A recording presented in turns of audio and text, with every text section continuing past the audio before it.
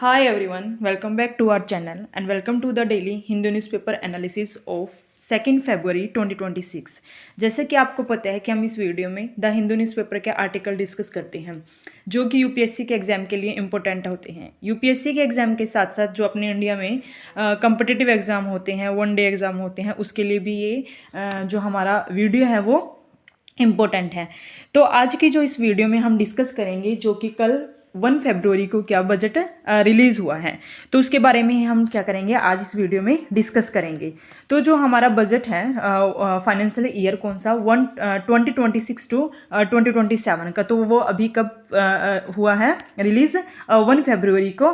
तो किसके द्वारा इन्हें जो रिलीज़ किया गया है वो है बजट डिवीज़न, यानी कि जो कि मिनिस्ट्री ऑफ फाइनेंस के अंडर आती है। तो इसके अंदर हम पूरा एक तरह से बजट की हिस्ट्री और जो बजट में किस किस के लिए कितना कितना एक तरह से इंक्रीज़ किया है बजट, तो उसके बारे में हम पूरा का पूरा डिस्कस करेंगे इस वीडियो में। तो ये हमारा क्या है बजट है। तो इसके अंदर हम थोड़ा सा क्या करेंगे, पहले जो बजट है उसकी हिस्ट्री देखेंगे कि कैसे जो बजट का एक तरह से बजट को लेकर आए हैं। तो सबसे पहले हम इसके अंदर देखेंगे कि जो बजट वर्ड है क्या उसे पहले भी बजट बोला जाता था, तो नहीं पहले, क्योंकि हमारे एग्जाम के लिए छोटी छोटी टर्म भी इंपॉर्टेंट होती है, पूछी जा सकती हैं। तो इसके अंदर क्या है कि जो हमारा बजट वर्ड है जिसे हम बोलते हैं बजट, वो पहले बजट नहीं था, उसे पहले क्या बोला जाता था बुजेट वर्ड, इसको हम प्रोनाउंस करते थे, जो कि किस फ्रेंच वर्ड है, एक क्या है बुजेट, जिसका मीनिंग क्या था एक स्मॉल लेदर बैग, यानी कि जो भी हम अपना बजट तैयार कर रहे हैं, जो भी हम डॉक्यूमेंट बजट के अंदर लेकर आते हैं, उन सभी डॉक्यूमेंट को एक छोटे से लेदर बैग के अंदर डाला जाता है। तो ये हमारा क्या था कि जो बजट है उसको पहले बुजेट बोला जाता था, जो कि एक फ्रेंच वर्ड है। तो अब इसके अंदर हम देखेंगे कि 73 में क्या था, जो हमारे ब्रिटिश, क्योंकि पहले क्या थे ब्रिटिश फाइनेंस मिनिस्टर होते थे, तो वो सभी क्या करते थे अपने जो डॉक्यूमेंट थे उन सभी को पार्लियामेंट में लेकर आते थे, बट किस में लेकर आते थे, एक लेदर बैग में लेकर आते थे, जिससे हम क्या बोलते थे बजट बोलते थे।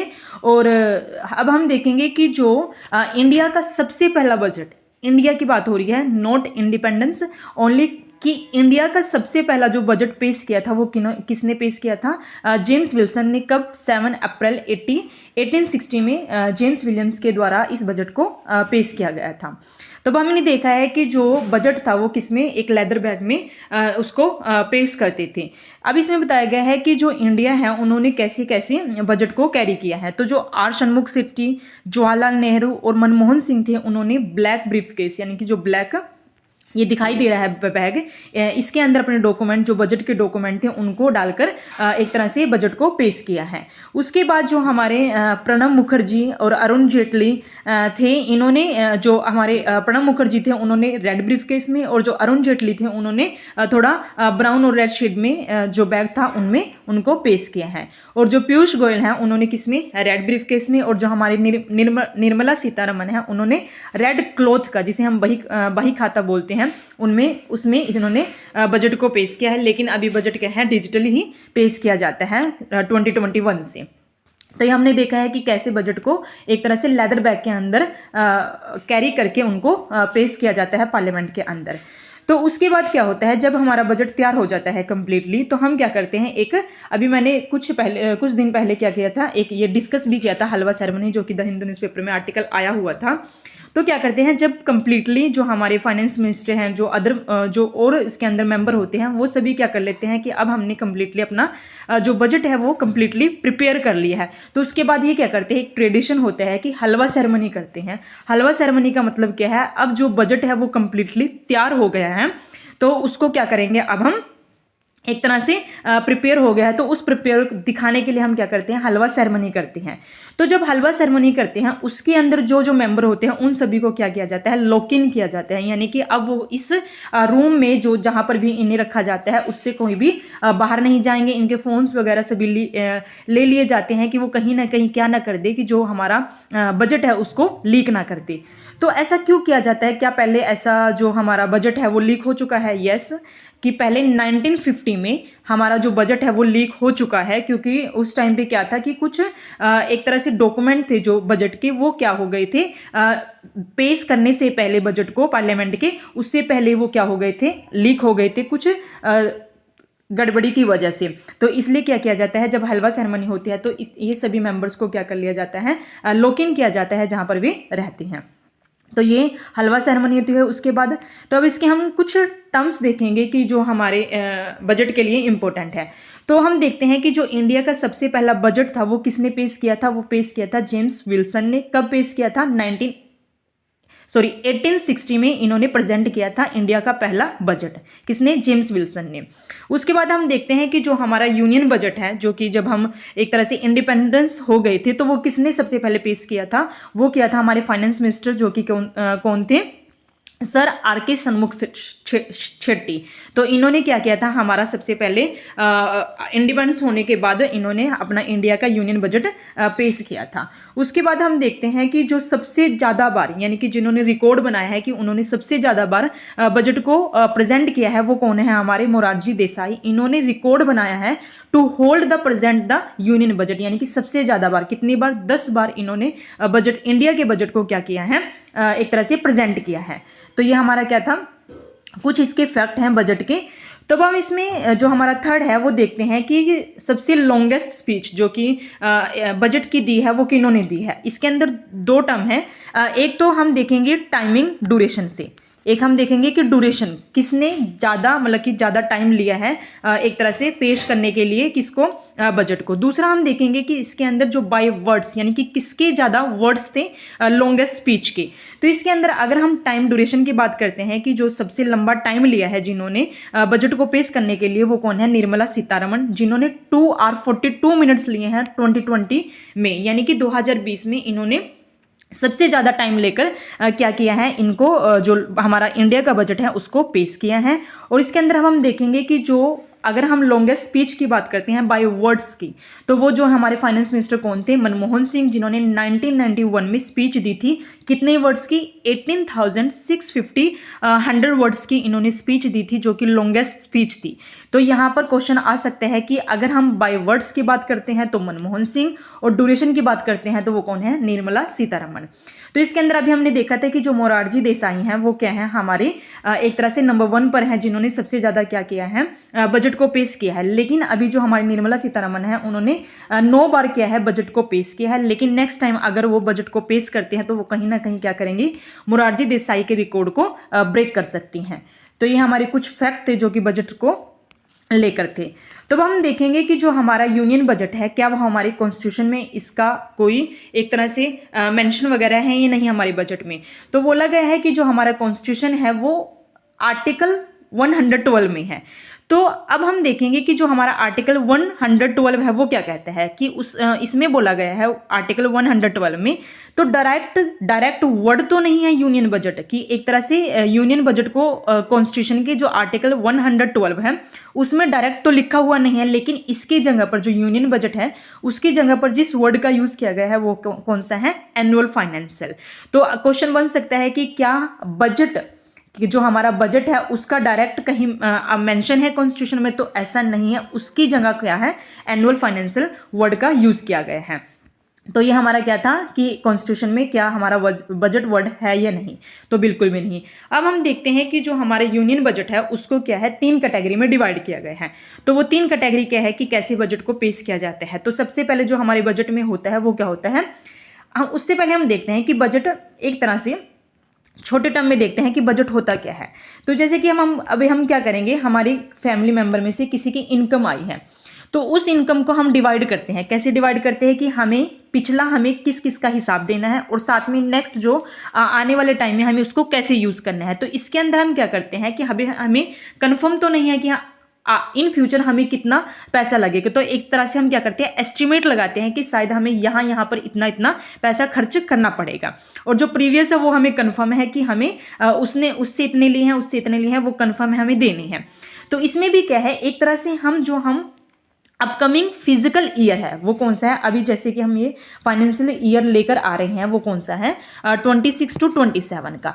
तो इसमें जो अपकमिंग ईयर है वो कौन सा है, 27, और जो 26 है वो हमारा क्या है, एक तरह से फ्यूचर ईयर बोल सकते हो और साथ में प्रीवियस ईयर बोल सकते हैं। प्रीवियस ईयर क्यों बोल रहे हैं, क्योंकि इसमें अभी क्या है, जो हमारा फाइनेंशियल ईयर 25 और 26 था उसका कहीं ना कहीं अभी इसके अंदर है, तो इसलिए इसमें फ्यूचर भी है। तो इसमें हम देखेंगे कि जो हमारा यूनियन बजट है उसको डिवाइड किया गया है 3 कैटेगरी में। तो जो फर्स्ट कैटेगरी है वो क्या है, बजट एस्टीमेट, यानी कि इसके अंदर हम क्या करेंगे, जो अपकमिंग फिजिकल ईयर है मींस 27, उसका कुछ एस्टीमेट लगा कर रखेंगे कि हमें यहाँ पर इतना खर्चा या यहाँ से इतनी इनकम मिल सकती है। तो बजट का एक तो ये हमारा डिवाइड किया है।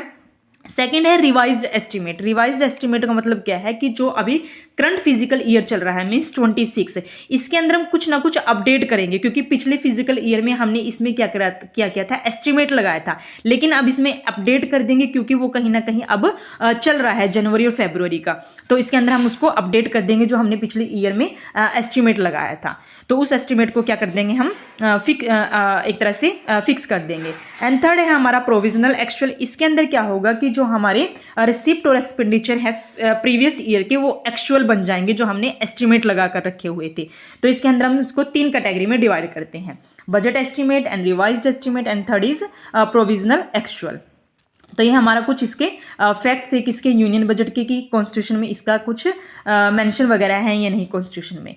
तब हम इसके कुछ अदर इंपॉर्टेंट फैक्ट देखते हैं। फैक्ट क्या है कि पहले क्या था, जो बजट था हमारा, उस बजट को हम पहले 5 PM पर लेकर आते थे। 5 PM पर लेकर आने का मतलब क्या था कि कैसे, जैसे कि एक तरह से देखा जाता है तो ब्रिटिश की देन है बजट। तो जो पहले क्या था, हम 5 PM पर बजट को लेकर आते थे, क्योंकि पहले ये जो हमारे वहाँ के जो ब्रिटिश के फाइनेंस मिनिस्टर वगैरह थे वो सब क्या करते थे 5 PM पे, तो हम इंडियन लोग भी इसको क्या करते थे, उसी को ओबे करते थे। तो अभी क्या हुआ है, इसके टाइमिंग को चेंज कर दिया है, 5 PM टू इसको क्या कर दिया है, मॉर्निंग में कर दिया है, किसको, बजट को। तो मॉर्निंग में लेकर आने का पहले इसको 5 PM पर क्यों लेकर आते थे बजट को, 5 PM पर लेकर आने का मतलब क्या था कि जो यूके है वहां पर क्या होती थी, सुबह होती थी।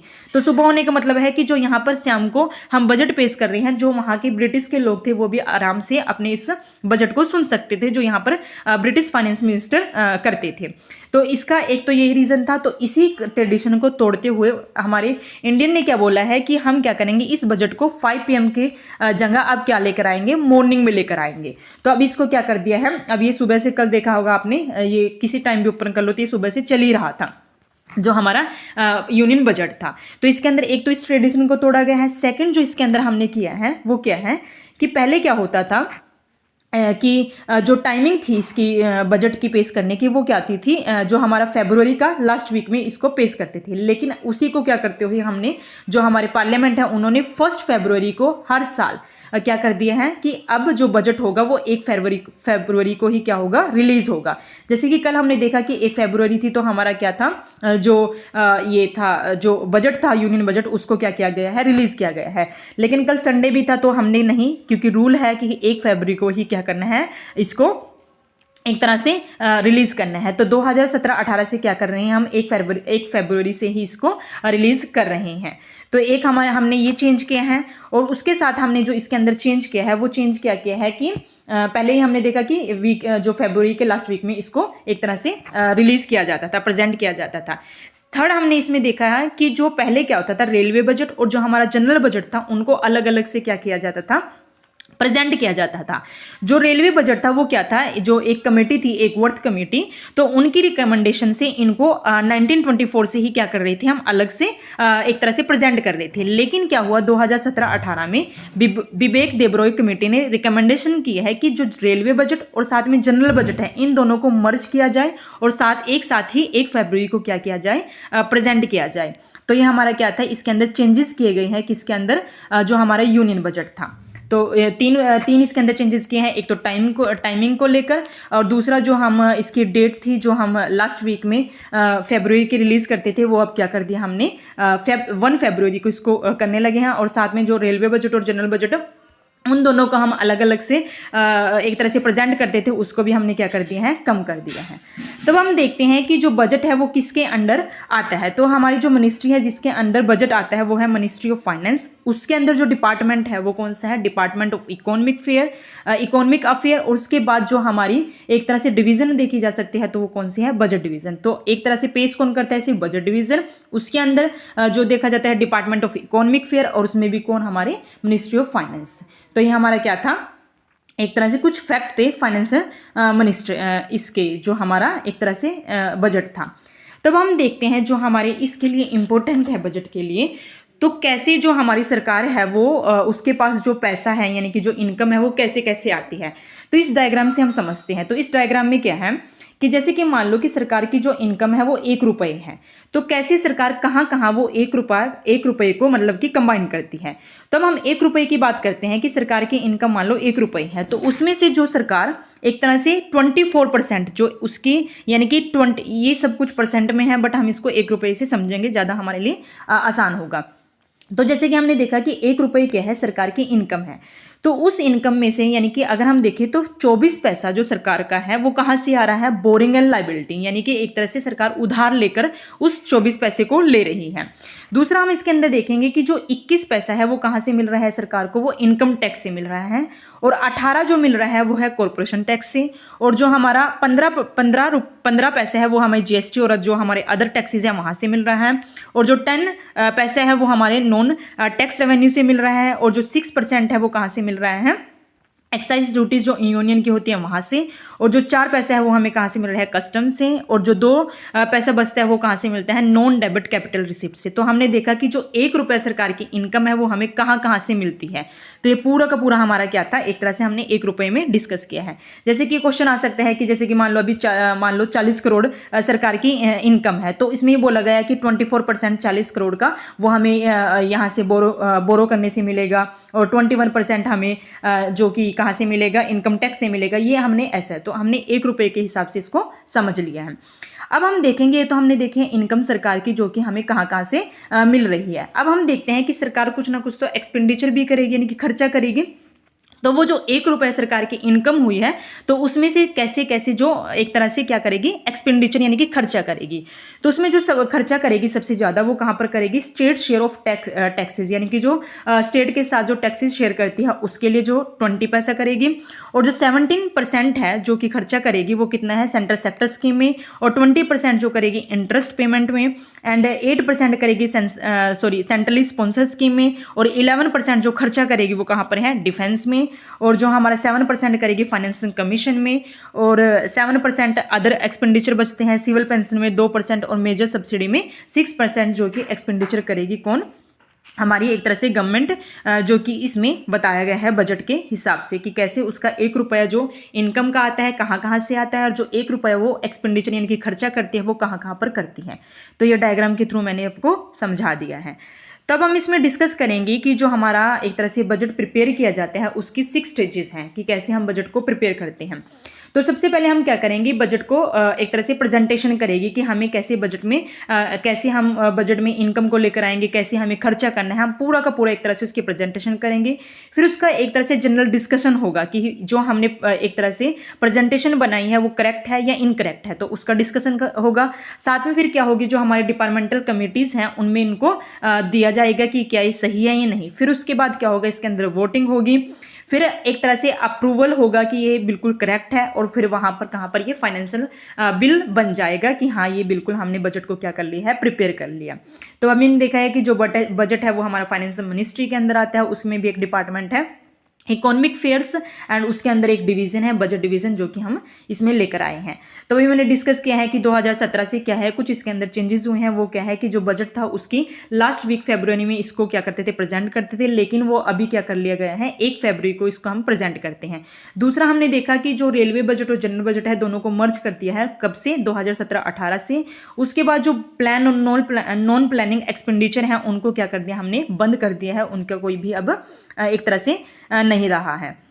तो ये हमने पूरा डिस्कस किया। हमने देखा है कि जो हमारा बजट है वो कॉन्स्टिट्यूशन में इसका कहीं भी मेंशन नहीं है, उसकी जगह पर क्या मेंशन है, एनुअल फाइनेंशियल, एक तरह से इस वर्ड का यूज़ किया गया है। तो ये हमारा पूरा हमने इसके अंदर डिस्कस किए हैं। अब हम इसके अंदर देखते हैं कि कैसे बजट को पेश किया जाता है, इसका प्रोसीजर क्या होता है बजट को पेश करने का। सबसे पहले हम देखते हैं कि इसकी बजट का प्रेजेंट करने की हम डेट को फिक्स करते हैं, जो कि हमारी कौन सी है, 1 फरवरी है। फिर बजट को कहाँ पर लोकसभा में लेकर आ जाता है, राज्यसभा से पहले कहाँ पर लेकर आया जाता है, लोकसभा में लेकर आ जाता है। फिर इसमें विदाउट वोटिंग के इसमें देखा जाता है कि करेक्ट है या नहीं है। फिर इसके अंदर कुछ डिटेल से अगर किसी को लगता है कि हाँ हमने कुछ स्टैंडिंग कमेटी बनाई है, स्टैंडिंग कमेटी का मतलब होता है कि जब हम इस एक तरह से जो हमारा बजट है इसको लेकर आ रहे हैं तो उसके लिए कुछ कमेटी है कि अगर उनको लगता है कि इस बजट में कुछ गड़बड़ी है तो वो क्या कर सकते हैं, अपना एक तरह से व्यू दे सकते हैं। उसके बाद क्या होती है, इसके अंदर वोटिंग वगैरह होती है जिसमें सिर्फ वोट करते हैं लोकसभा, राज्यसभा बिल्कुल भी इसके अंदर वोट नहीं करती हैं। तो ये होता है। फिर उसके बाद क्या होता है, जब सबकी सहमति हो जाती है तो इस बिल को अप्रूव किया जाता है। फिर ये एक तरह से फाइनेंशियल बिल बन जाता है एंड देन फिर इसको प्रेसिडेंटल एसेंट यानी कि हमारा फाइनेंशियल एक्ट सब के पास इनको भेजकर एक तरह से प्रिपेयर किया जाता है। तो ये हमारा पूरा क्या था कि हम कैसे इस बिल जो हमारा यूनियन बजट है उसको कैसे प्रिपेयर किया जाता है। तब हम इसके अंदर देखेंगे कि जो हमारा गवर्नमेंट बजट है उसके कितने कंपोनेंट होते हैं। तो हमारा जो बजट है उसके दो कंपोनेंट होते हैं, एक होता है रेवेन्यू बजट यानी कि कहाँ से हमें इनकम मिल रही है, सेकंड हमारा होता है कैपिटल बजट। तो अब हम इसके देखते हैं जो हमारा रेवेन्यू बजट है उसके अंदर कौन कौन से पार्ट होते हैं। तो रेवेन्यू बजट में दो पार्ट होते हैं, एक होता है रेवेन्यू रिसिप्ट और साथ में दूसरा होता है रेवेन्यू एक्सपेंडिचर। जो रेवेन्यू रिसिप्ट है यानी कि हमें कहाँ कहाँ से क्या मिल रहा है, रेवेन्यू मिल रहा है, तो वो है tax revenue and non tax revenue. Tax से अभी हम पूरा डिस्कस करेंगे कैसे क्या होता है, एक तरह से आप इसको समझ लीजिए कि जो ये डायग्राम है। उसके बाद जो रेवेन्यू एक्सपेंडिचर है उसके भी दो पार्ट होते हैं, एक होता है प्लान रेवेन्यू और दूसरा होता है नॉन प्लान रेवेन्यू। अब इसमें हम देखेंगे कि जो कैपिटल बजट है वो भी हमारा किसमें दो कैटेगरी में डिवाइड किया जाता है, capital receipt and capital expenditure. ये भी आ गया हमारा जो कैपिटल एक्सपेंडिचर है, ये भी दो प्रकार के होते हैं, plan capital and non plan capital expenditure. तो ये हमारा क्या था, डायग्राम था। इसके अंदर हम जो सबसे पहले देखेंगे वो हम देखेंगे कि जो गवर्नमेंट के कंपोनेंट है वो कितने कैटेगरी में है, दो कैटेगरी में, एक तो हमारा revenue budget and second is capital revenue. तो इसके अंदर जो हमारा रेवेन्यू बजट है इसके अंदर क्या होता है, एक तरह से हम इसकी गवर्नमेंट की revenue receipt and revenue expenditure देखते हैं, यानी कि सरकार की कहाँ से इनकम है और साथ में सरकार ने कहाँ पर खर्च किया है, ये पूरा का पूरा हम इसके अंदर देखते हैं किसके अंदर, रेवेन्यू बजट के अंदर। तो जो हमारा फर्स्ट आर्टिकल है वो फर्स्ट टॉपिक है वो क्या है, रेवेन्यू रिसिप्ट। रेवेन्यू रिसिप्ट में क्या होता है कि जो रेवेन्यू रिसिप्ट है इसके अंदर इनकम हमें रिसीव्ड होती है किसकी, by the government, that is not repayable, यानी कि इसे हम दोबारा से एक तरह से इसकी रिपेबल नहीं कर सकते हैं। कैसे, देखो कि जो हमें रेवेन्यू, जो कि सरकार को एक तरह से रेवेन्यू मिलती है वो कहाँ कहाँ से मिलती है, एक सेकेंड, जो हमें मिलती है टैक्स से और साथ में नॉन टैक्स से। टैक्स से जैसे कि हमारे को डायरेक्ट टैक्स है, डायरेक्ट टैक्स से कैसे, इनकम टैक्स हो गया, कॉर्पोरेशन टैक्स हो गए, तो ये हमारे डायरेक्ट टैक्स हो गए कि जैसे कि हमने किसी को एक तरह से इनकम दी है तो उस पर जो इनकम टैक्सेस हुए हैं वो सारे कहाँ पर जाएंगे, सरकार की रेवेन्यू में। उसके बाद इनडायरेक्ट टैक्सेस जैसे कि जीएसटी हो गई, जो भी हम प्रोडक्ट खरीद रहे हैं उन पर जीएसटी लग रही है तो वो डायरेक्ट किसके पास जाएगी, सरकार के पास। वो क्या होगी, जो भी सरकार के पास ये टैक्सेस जा रहे हैं वो सरकार एक तरह से रिपेबल नहीं है कि वो हमें रिटर्न नहीं करेगी, तो वो सरकार की एक तरह से क्या हो गई, इनकम हो गई। तो ये क्या है, हमारे अदर डायरेक्ट टैक्सेस जैसे कि वेल्थ टैक्स, गिफ्ट टैक्स, ये सारे क्या होती हैं, सरकार की रेवेन्यू होती है जो कि हमें कहाँ से मिलती हैं, टैक्स रेवेन्यू से मिलती हैं। अब हम देखते हैं कि जो सरकार की रेवेन्यू है नॉन टैक्स रेवेन्यू, वो क्या है, इंटरेस्ट रिसिप्ट ऑन लोन्स, यानी कि सरकार अगर क्या करती है कि किसी व्यक्ति को लोन प्रोवाइड करती है तो उस पर जो इंटरेस्ट मिलता है वो भी डायरेक्ट कहाँ पर जाएगा, सरकार के पास जाएगा, यानी कि वो सरकार की क्या बन जाएगी, रेवेन्यू बन जाएगी। जो फीस एंड सर्विस चार्जेस होती हैं, जो सरकार की इन्वेस्टमेंट होती है, वो जो प्रॉफिट हुआ है वो सब कहाँ पर जाएगा, सरकार के पास जाएगा। तो इससे क्या होगा, सरकार की रेवेन्यू होगी जो कि सरकार क्या नहीं है, रिपेबल नहीं है, कि वो हमें क्या नहीं करेगी, रिपे नहीं करेगी। तो ये हमारा क्या था, रेवेन्यू एक तरह से क्या था, रिसिप्ट था। अब हम देखते हैं कि रेवेन्यू एक्सपेंडिचर क्या होता है, कि जो सरकार एक तरह से क्या करती है, वो जो खर्चा करती है। तो जब रेवेन्यू एक्सपेंडिचर है वो क्या है, नेदर क्रिएट एसेट, ना तो वो एसेट क्रिएट करती है, नॉट जनरेट फ्यूचर रिटर्न, और ना ही सरकार को ऐसा लगता है कि वो मुझे रिटर्न करनी है। तो इसमें क्या होता है, जो सरकार के लिए एसेट नहीं है, जैसे कि अब सरकार ने किया है कि जो सरकार का 1 रुपये है उसमें से सरकार ने सैलरीज दी हैं, पेंशन दी है, सब्सिडीज दी हैं, इंटरेस्ट पेमेंट किए हैं, जो भी ये सब किए हैं वो सरकार की क्या है, एक तरह से रेवेन्यू एक्सपेंडिचर है। मींस ये सरकार को क्या करेंगी, ना तो एक तरह से एसेट क्रिएट कर रही हैं और ना ही क्या कर रही हैं, फ्यूचर रिटर्न्स की, फ्यूचर में भी सरकार को वापस नहीं मिलेगी। तो ये क्या है, रेवेन्यू एक्सपेंडिचर है। तो यहाँ पर बोला गया है कि ये सरकार में कहीं ना कहीं क्या होती है, लॉस होती है। इसको बढ़ाने का मतलब क्या है, सरकार का कहीं ना कहीं जो हमारी फिजिकल डेफिसिट है उसमें कहीं ना कहीं इंक्रीमेंट हो सकता है। तो ये कहीं ना कहीं बताया गया है कि थोड़ा सा हमारे जो सरकार है उसके लिए थोड़ा गलत हो सकता है। लेकिन अगर हम आम आदमी के हिसाब से देखें तो अगर आम आदमी को सैलरी नहीं मिलेगी, पेंशन नहीं मिलेगी, तो वो कहीं ना कहीं थोड़ा सा क्या हो जाएगा, परेशान हो जाएगा। तो इसलिए सरकार को यहाँ पर भी थोड़ा ध्यान देना पड़ता है। तो सेकंड जो कंपोनेंट है हमारा वो क्या कहता है बजट का, वो है हमारा क्या है, कैपिटल बजट। इसमें क्या है कि जो capital budget reflect the asset and liability, यानी कि एक तरह से एसेट और लायबिलिटी है उसके बारे में बताता है। तो इसके अंदर जो कैपिटल बजट है उसका जो पहला टाइप है कैपिटल किसका, कैपिटल बजट का, तो वो हमारा क्या है, कैपिटल रिसिप्ट। कैपिटल रिसिप्ट क्या कहता है कि इससे क्या होता है कि या तो लाइबिलिटी क्रिएट होती है और या फिर क्या होता है जो हमारे एसेट होते हैं वो रिड्यूस होते हैं। मींस क्या है, जैसे कि अभी क्या है कि जो हमारी गवर्नमेंट है अगर मान लो वो क्या करती है, बोरो करती है, तो उससे क्या होगा, जो लाइबिलिटी है वो क्या हुई, क्रिएट, यानी कि हमें क्या करना पड़ेगा, बोरो अगर हमने किया है तो उसके बदले में हमें क्या, इंटरेस्ट को देना पड़ेगा। तो इससे हमारी क्या होगी, जो लाइबिलिटी है वो क्रिएट हो जाएगी।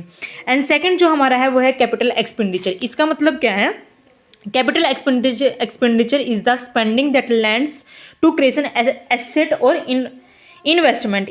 इससे क्या होगा कि जो हमारे एक तरह से एसेट हैं वो क्रिएट होंगे या फिर जो इन्वेस्टमेंट है वो बढ़ेगी। एग्जांपल देखो क्या है, जैसे कि इंफ्रास्ट्रक्चर, इसमें क्या हुआ, अगर हम रोड, स्कूल, हॉस्पिटल बनाते हैं तो उससे क्या होगा, हमारी इन्वेस्टमेंट बढ़ी है। Equity in PSO loan, state and repayment of loan principal, क्या हमें क्या करना पड़ेगा, एक तरह से ये हमने क्या पूरा का पूरा डिस्कस किया है, क्या है, कैपिटल बजट के बारे में। तब हम इसमें डिस्कस करेंगे कि जो हमारा बजट होता है वो कितने टाइप का होता है। तो बजट है जो हमारा, एक तरह से उसमें देखते हैं कि फर्स्ट जो हमारा टाइप है वो क्या है, बैलेंस बजट। बैलेंस बजट में क्या होता है कि जो रिसिप्ट होते हैं वो हमारा क्या है, एक्सपेंडिचर के बराबर होता है। यानी कि फॉर एग्जाम्पल कि सरकार को अगर मान लो 100 रुपये रिसिप्ट है सरकार की, तो उसमें 100 रुपये का ही हमारा क्या है, खर्चा, यानी कि ना तो हमें बेनिफिट हुआ है ना ही हमें क्या हुआ है, लॉस हुआ है। तो ये हमारा फर्स्ट टाइप है किसका, बजट का। सेकंड जो टाइप है वो है सरप्लस बजट। सरप्लस बजट में क्या है कि जो रिसिप्ट है वो ग्रेटर होगी किसके कंपैरिजन में, एक्सपेंडिचर के। मीन्स क्या है कि जैसे कि हमारा जो रिसिप्ट है वो 100 रुपीज़ है, बट जो हमारा एक्सपेंडिचर है वो कितना है, 90। तो इसमें जो हमें बेनिफिट हुआ, यानी कि सरप्लस बजट क्या है, हमारे 10 रुपये का, यानी कि हमें 10 रुपये का क्या हुआ है, बेनिफिट हुआ है, प्रॉफिट हुआ है। अब हम देखते हैं कि जो डेफिसिट बजट होता है वो क्या होता है। इसके अंदर क्या होता है, जो एक्सपेंडिचर होता है वो ग्रेटर देन रिसिप्ट, यानी कि रिसिप्ट से एक्सपेंडिचर ज़्यादा होता है, यानी कि जो सरकार की इनकम है वो क्या है, कम है, और जो खर्चे हैं वो क्या है, ज़्यादा है। तो इससे क्या होगा, हमारा जो बजट होगा वो किस में होगा, डेफिसिट में होगा। तो ये क्या था, हमारा पूरा का पूरा जो बजट के टाइप्स होते हैं। तो ये हमने देखा इसके अंदर कि कैसे कैसे इसके टाइप हैं। अब हम देखेंगे कि जो एक सेकेंड देखेंगे कि जो इनकम स्लैब है, इनकम टैक्स स्लैब है, वो कैसे चेंजेस हुई हैं 26 to 27।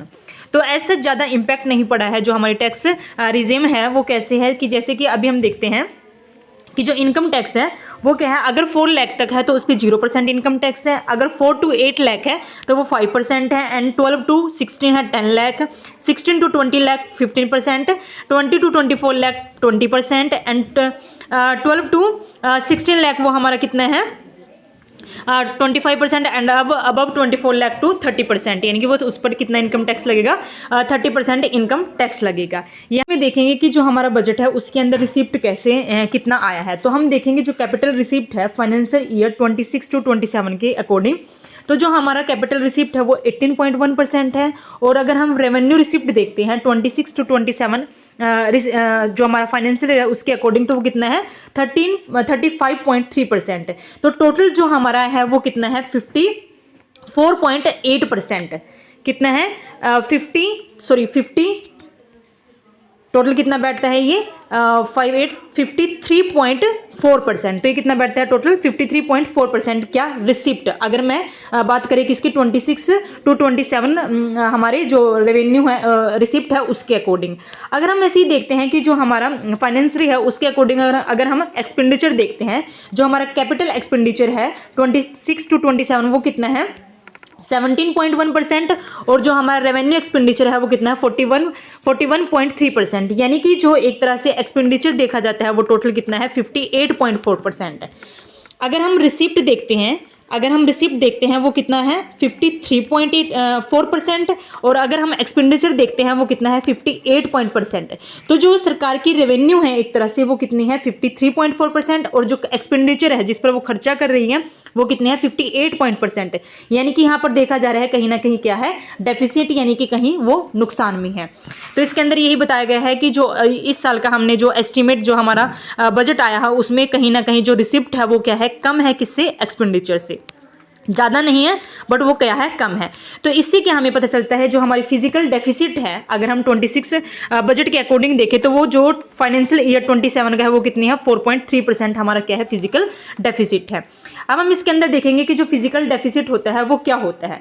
तो जो फिजिकल डेफिसिट होता है वो डिफरेंस होता है किसके बीच का, टोटल जो हमारा एक्सपेंडिचर है माइनस टोटल जो हमारा रेवेन्यू है। एक तरह से क्या होगा, अगर खर्चा ज़्यादा है और रेवेन्यू कम है तो यानी कि हम किस में हैं, फिजिकल डेफिसिट में है, यानी कि हमें क्या हो रहा है, नुकसान हो रहा है। तो इसके अंदर यही बताया गया है कि जो फिजिकल डेफिसिट है वो एक तरह से डिफरेंस होता है किस किस के बीच का, total expenditure minus total revenue के बीच का। तो इसके अंदर ये हमने पूरा का पूरा डिस्कस किया, ये हमारा फॉर्मूला है फिजिकल डेफिसिट का, total expenditure minus total revenue receipt. तो ये हमने पूरा डिस्कस किया। अब हम देखते हैं कि जो बजट है उसके लिए जो हमारा बजट के जो एजुकेशन है उसके लिए बजट में क्या बोला गया है।